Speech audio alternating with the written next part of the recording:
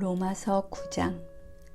나는 그리스도 안에서 참말을 하고 거짓말을 하지 않습니다. 내 양심이 성령을 힘입어서 이것을 증언하여 줍니다. 나에게는 큰 슬픔이 있고 내 마음에는 끊임없는 고통이 있습니다. 나는 육신으로 내 동족인 내 결례를 위하는 일이면 내가 저주를 받아서 그리스도에게서 끊어질지라도 달게 받겠습니다. 내 동족은 이스라엘 백성입니다.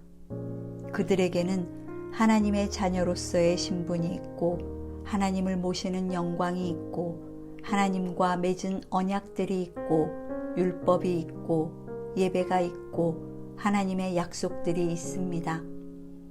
족장들은 그들의 조상이요 그리스도도 육신으로는 그들에게서 태어나셨습니다.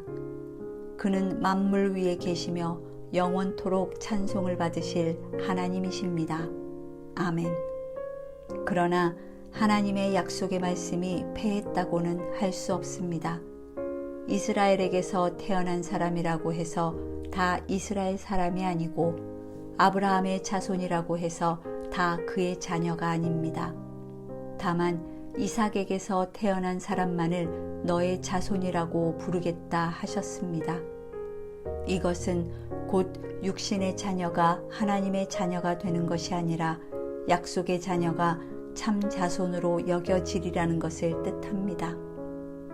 그 약속의 말씀은 내년에 내가 다시 올 때쯤에는 사라에게 아들이 있을 것이다 한 것입니다.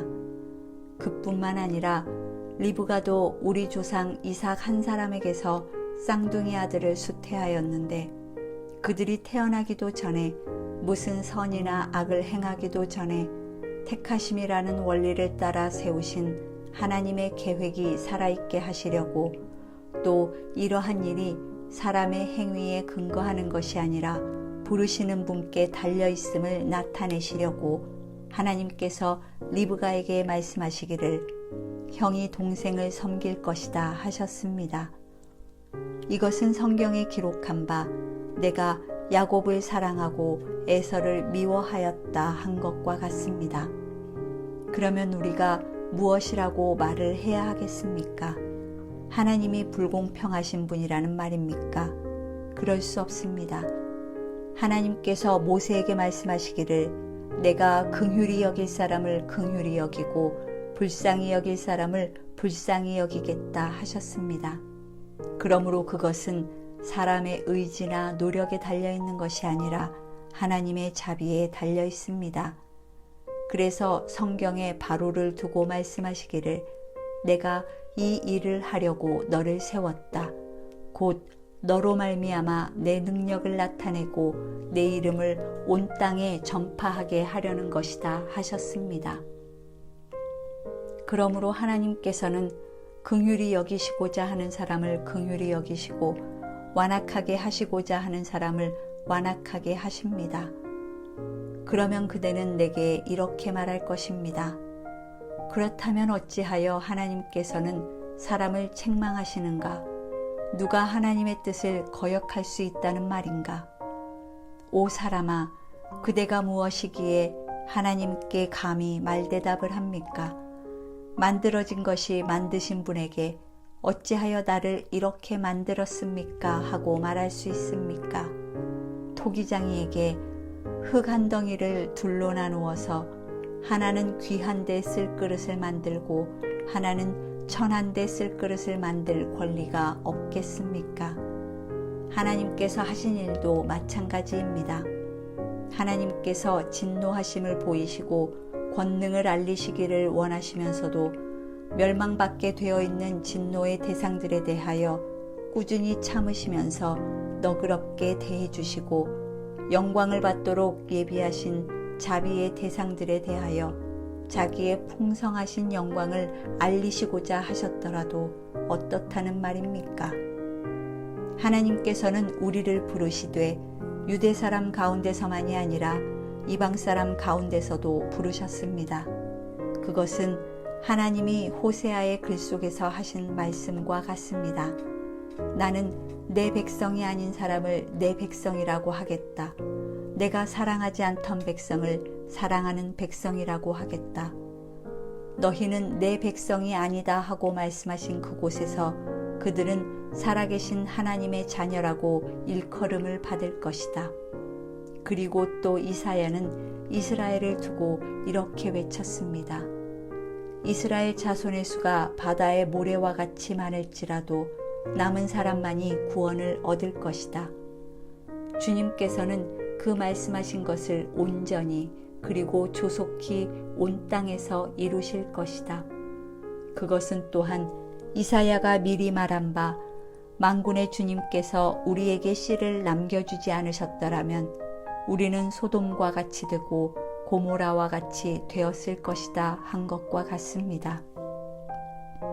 그러면 우리가 무엇이라고 말해야 하겠습니까? 의를 추구하지 않은 이방 사람들이 의를 얻었습니다. 그것은 믿음에서 난 의입니다. 그런데 이스라엘은 의의 율법을 추구하였지만 그 율법에 이르지 못하였습니다. 어찌하여 그렇게 되었습니까? 그들은 믿음에 근거하여 의에 이르려고 한 것이 아니라 행위에 근거하여 의에 이르려고 했기 때문입니다. 그들은 걸림돌에 걸려 넘어진 것입니다. 그것은 성경에 기록한 바와 같습니다. 보아라, 내가 시온에 부딪히는 돌과 걸려 넘어지게 하는 바위를 둔다. 그러나 그를 믿는 사람은 부끄러움을 당하지 않을 것이다. 10장. 형제 자매 여러분, 내 마음의 간절한 소원과 내 동족을 위하여 하나님께 드리는 내 기도의 내용은 그들이 구원을 얻는 일입니다. 나는 증언합니다. 그들은 하나님을 섬기는데 열성이 있습니다. 그러나 그 열성은 올바른 지식에서 생긴 것이 아닙니다.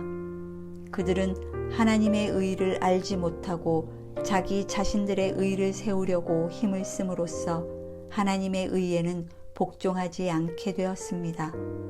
그러므로 그리스도는 율법의 끝마침이 되셔서 모든 믿는 사람에게 의가 되어주셨습니다.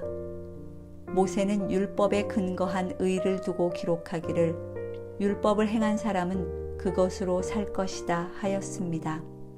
그러나 믿음에 근거한 의를 두고는 이렇게 말합니다. 너는 마음속으로 누가 하늘에 올라갈 것이냐 하고 말하지 말아라. 그것은 그리스도를 끌어내리는 것입니다.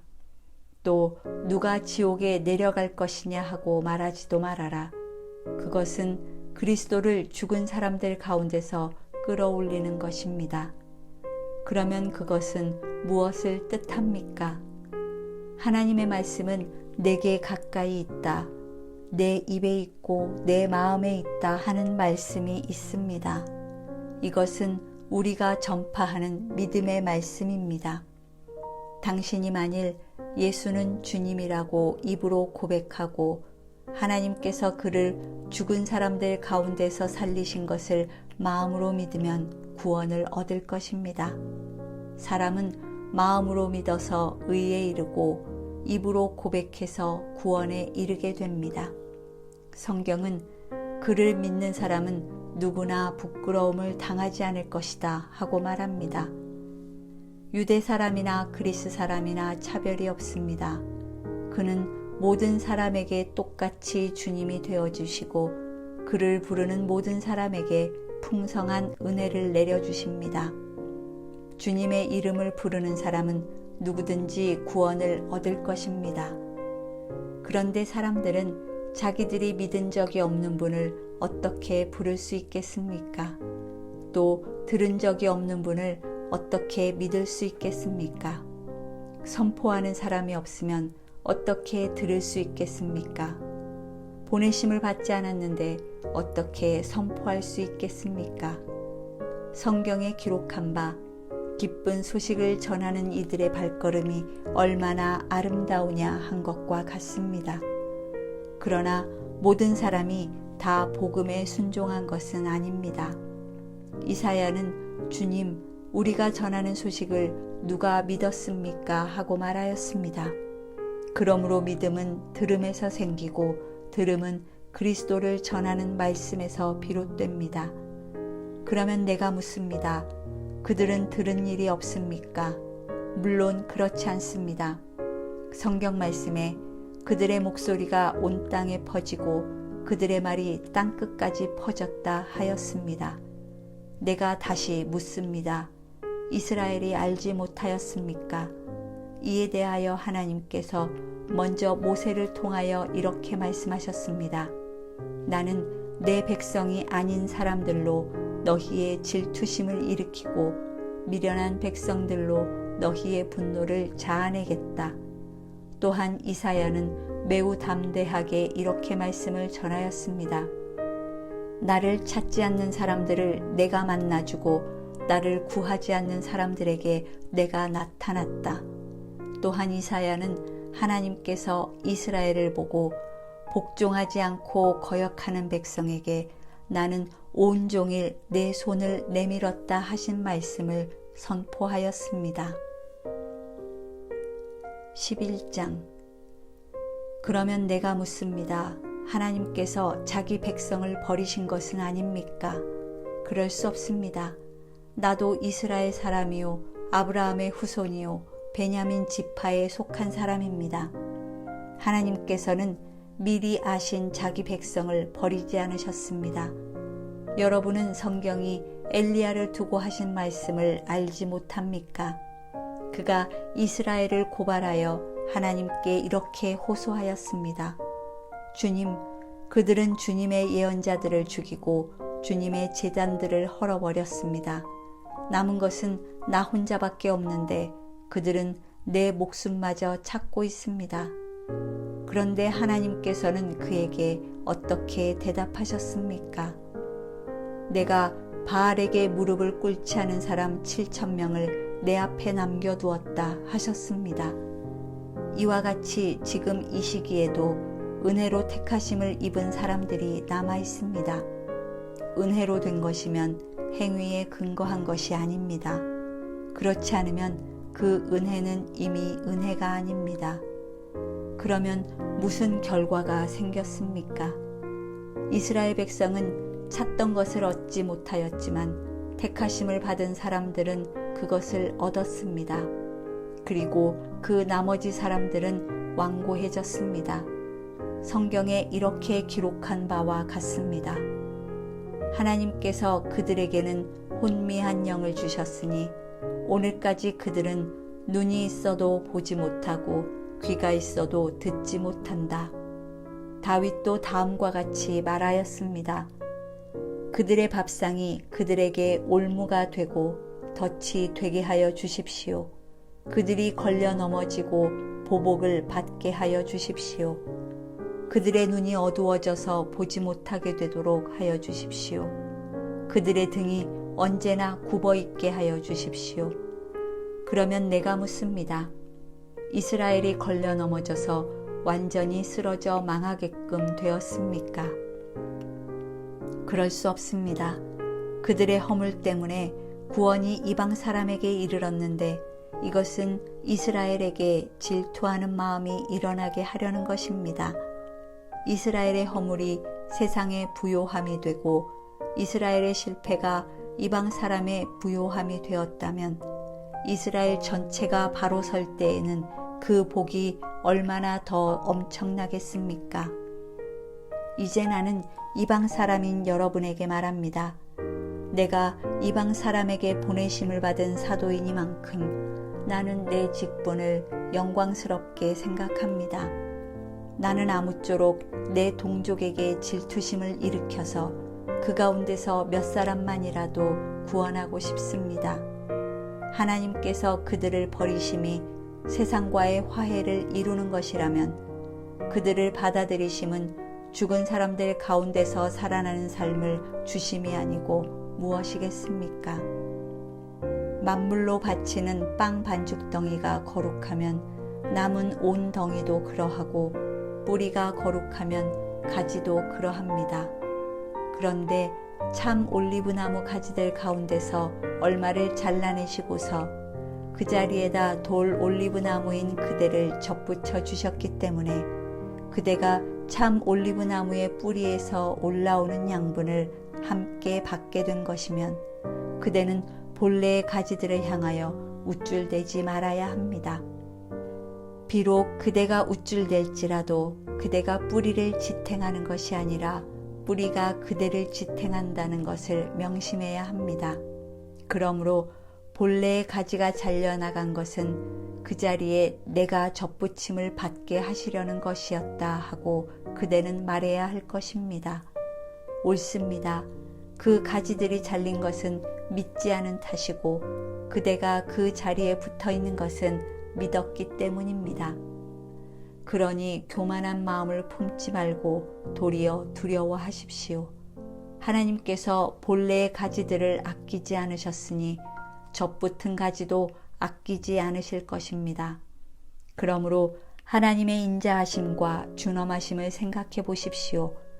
하나님은 넘어진 사람들에게는 준엄하십니다. 그러나 그대가 하나님의 인자하심에 머물러 있으면 하나님이 그대에게 인자하게 대하실 것입니다. 그렇지 않으면 그대도 잘릴 것입니다. 그러나 믿지 않았던 탓으로 잘려나갔던 가지들이 믿게 되면 그 가지들도 접붙임을 받게 될 것입니다. 하나님께서는 그들을 다시 접붙이실 수 있습니다.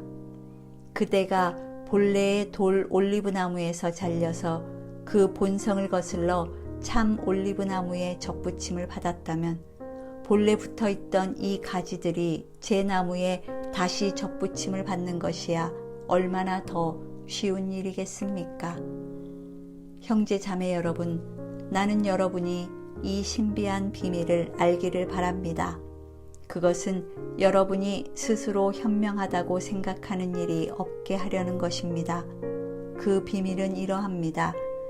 이방 사람의 수가 다 찰 때까지 이스라엘 사람들 가운데서 일부가 완고해진 대로 있으리라는 것과 온 이스라엘이 구원을 받게 되리라는 것입니다.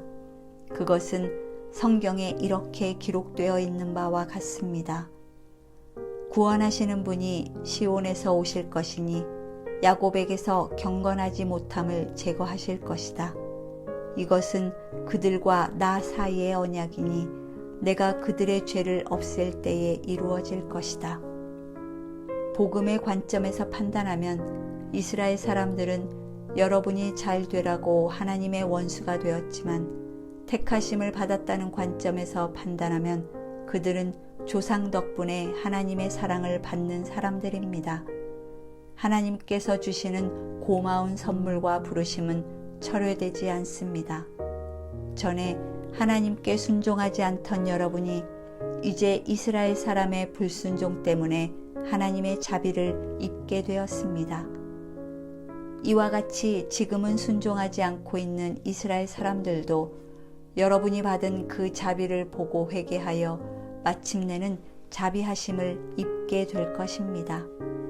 하나님께서는 모든 사람을 순종하지 않는 상태에 가두신 것은 그들에게 자비를 베푸시려는 것입니다. 하나님의 부유하심은 어찌 그리 크십니까? 하나님의 지혜와 지식은 어찌 그리 깊고 깊으십니까? 그 어느 누가 하나님의 판단을 헤아려 할 수 있으며 그 어느 누가 하나님의 길을 더듬어 찾아낼 수 있겠습니까? 누가 주님의 마음을 알았으며 누가 주님의 조언자가 되었습니까? 누가 먼저 무엇을 드렸기에 주님의 답례를 바라겠습니까? 만물이 그에게서 나고 그로 말미암아 있고 그를 위하여 있습니다. 그에게 영광이 세세에 있기를 빕니다. 아멘.